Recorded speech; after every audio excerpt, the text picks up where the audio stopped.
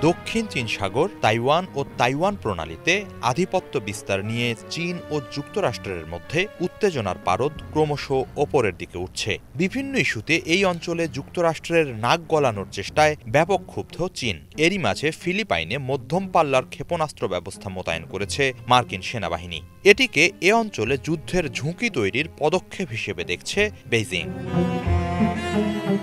শুক্রবার এক সংবাদ সম্মেলনে চীনের পররাষ্ট্র মন্ত্রণালয়ের মুখপাত্র জানান, এই ক্ষেপণাস্ত্র মোতায়েনের মধ্য দিয়ে সংশ্লিষ্ট অঞ্চলের দেশগুলোর নিরাপত্তা ও স্থিতিশীলতাকে অবমূল্যায়ন করা হয়েছে। এটি এ অঞ্চলের জন্য গুরুতর এক হুমকি।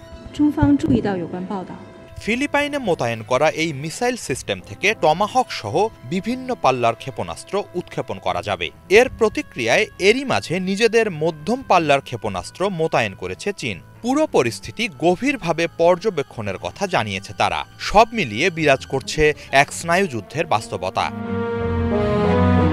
শুক্রবারের সংবাদ সম্মেলনে এ নিয়ে ফিলিপাইনের প্রতি কড়া সতর্কবার্তা জানিয়েছে চীনের পররাষ্ট্র মন্ত্রণালয়। মন্ত্রণালয়ের মুখপাত্র মাও নিং বলেন, যুক্তরাষ্ট্রের সাথে তাল মিলিয়ে চলা দেশগুলোকে ভুল পথ পরিহারের আহ্বান জানানো হচ্ছে।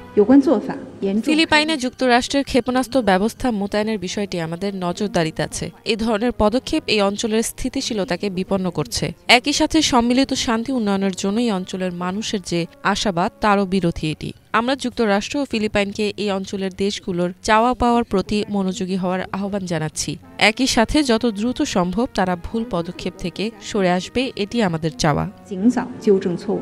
এদিকে ফিলিপাইন জানিয়েছে, মূলত যৌথ সামরিক মহড়ার উদ্দেশ্যে মোতায়েন করা হয়েছে typhoon mid range capability MRC নামের ওই ক্ষেপণাস্ত্র ব্যবস্থা। মহড়া শেষে সেপ্টেম্বরে এটি সরিয়ে নেবে যুক্তরাষ্ট্র। কয়েক মাস ধরে মহড়া চললেও MRC থেকে কোনো ক্ষেপণাস্ত্র উৎক্ষেপণ করা হবে না বলেও জানানো হয়েছে।